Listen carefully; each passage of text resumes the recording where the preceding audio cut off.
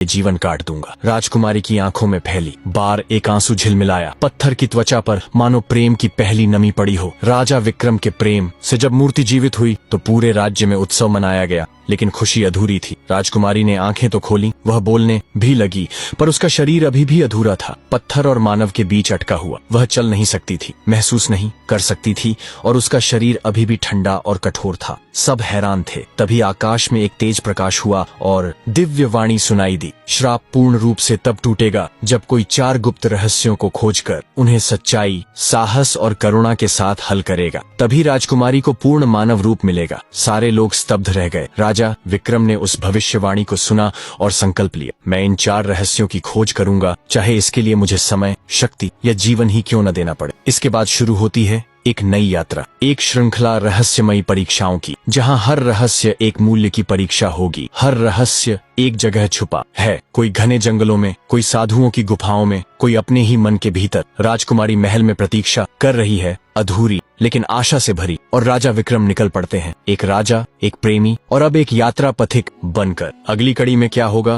क्या विक्रम 4 रहस्यों को हल कर पाएंगे? क्या हर रहस्य सिर्फ बाहरी होगा या उसे अपने भीतर झांकना भी होगा? क्या राजकुमारी को पूरा जीवन मिलेगा? पहली शर्त पूरी करने के लिए राजा को एक रहस्यमय जंगल में रहने वाले अद्भुत पति पत्नी से एक अनमोल मोती लाना था। जैसे ही राजा घने और रहस्यमय जंगल में पहुंचा, चारों ओर सन्नाटा और अजीब सी खुशबू फैली हुई थी। पेड़ों की डालियों पर अनजानी चिड़ियों की आवाजें गूंज रही थीं। वह जानता था कि उसे वहां एक ऐसे अद्भुत पति पत्नी से मिलना है जो किसी आम इंसान की तरह नहीं, बल्कि किसी जादुई दुनिया के प्राणी लगते थे। वो झील, जिसे अभी अभी झील कहा जाए, उसकी सतह इतनी शांत थी मानो सर्दियों के राज अपने दबाव गहरी नींद में सो रही हो। उस झील का पानी तरल से कहीं ज्यादा जमी जैसी थी। वो मोटे कांटेदार जड़ों वाले वृक्ष, ऊपर लिपटी टेढ़ी मेढ़ी लताएं और पत्तों की अपने अंदर समेटे हिलता लहराता हुआ, ये सब रात का अंधेरा। झील का पानी जैसे हलचल होने लगा और देखते ही देखते सतह को तोड़ता हुआ उसके पानी में हलचल मचाते हुए बाहर आया एक मानव शरीर।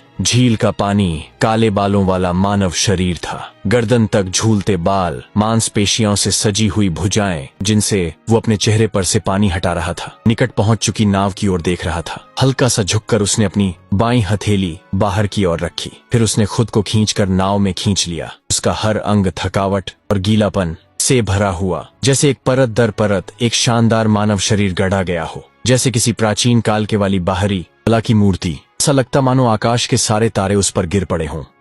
उसने ऊपर ऊपर आकाश में उस सुबह को महसूस करते हुए देखा।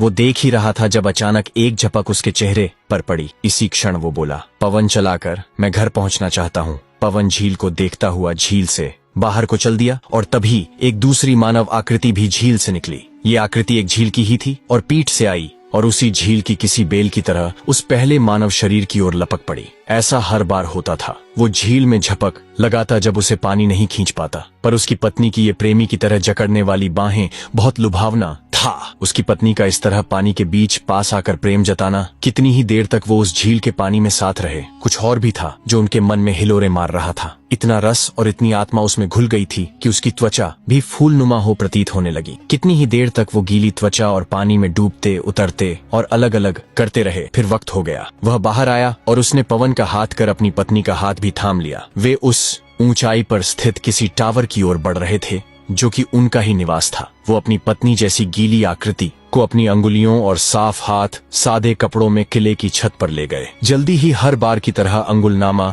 शुरू होता था। ऐसा ही हर बार होता था, मगर पति पत्नी